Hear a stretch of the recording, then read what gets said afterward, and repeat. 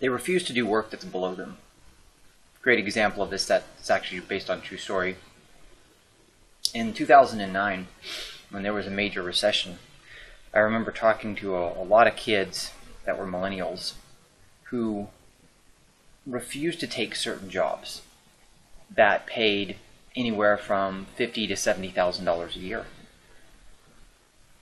Just to point out that median household income is around $48,000 to $52,000 a year. So these kids are refusing to take jobs that are actually median household income, right? A lot of people, after the recession, didn't even have jobs, and then a lot more people had cuts in pay, and these kids are refusing to take jobs that are good places to start out. But they refuse to take the work because they believe, and it was I believe it was the New York Times that a lot of them were quoting. The New York Times had an article saying that if you started out not making very much money in your career, then that would sap your earnings throughout your life, even though it's really psychological. And what I mean by that is a person who believes that that's going to be a limit, that's their own problem. It's not going to apply to everyone. The New York Times has no idea how much money you're going to make in your career. It's absurd to sit there and write an article like that. But, of course, the arrogance of journalists. But they didn't do the work because it was below them. So what did they do? They decided to stay unemployed for several years. And they didn't end up getting richer. Their behavior, that work was inferior because it didn't pay enough. Okay? The rich do not feel that they are above any work. For those of you who are students in my course, recall the story of the Four Sisters versus most Americans. When you look at the income of ethnic groups, why is it that Americans are 113th and you have 112 ethnic groups above Americans? Why is it that Indian Americans, that is people from India, I always have to say that to Americans, why is it that they make way more money than the average American? Or Iranian Americans. Why do these people make way more money than Americans? Because they don't feel that they're better than work. Another quick example of this, I had a flat tire last year, and I spoke to an individual who was from Iraq. He had only been in the U.S. for 3 years. I'm sorry, for 3 months, not 3 years. In 3 months, he had already accumulated $20,000 in savings. And he was doing a job that most people didn't want to do, towing cars. And then he did other jobs. He would work for Walmart briefly. He worked, for restaurants briefly. Fact is, this is how you accumulate wealth. You don't think you're better than work.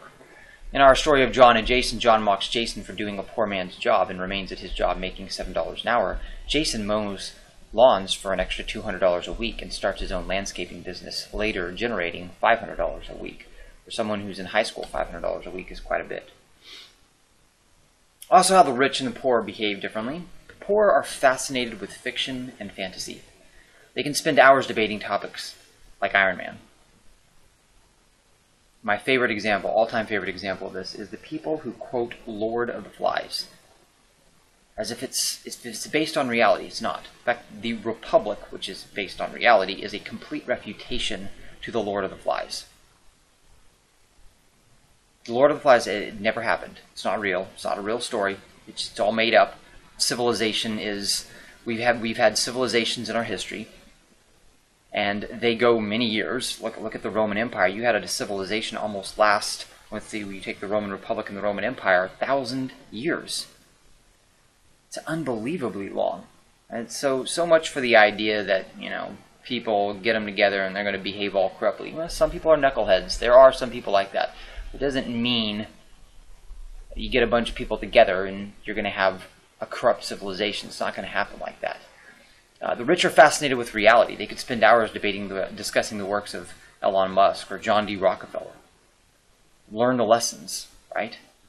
George Soros in The New Paradigm for Financial Markets, great book. Several statements he says, but one of the things he highlights in the book is if you disregard reality, it is liable to catch up with you. One of the things he remarks around the same statement is people in the U.S. spend a lot of time in front of entertainment. A lot of their time. They don't really know where reality is, and it's slowly but surely It's not slowly anymore, but it's catching up with them. They're waking up and seeing reality and they don't like it. And what's interesting, it's kind of like a self-feeding cycle. Then they go and they escape more into fantasy to avoid their reality. You disregard reality, it's liable to catch up with you. John hears a historical comment and ignores it or belittles it. Jason hears a historical comment and asks questions. History repeats itself, right? So the great thing about reality is, if you find out what's happened, then more than likely you can find out what is going to happen.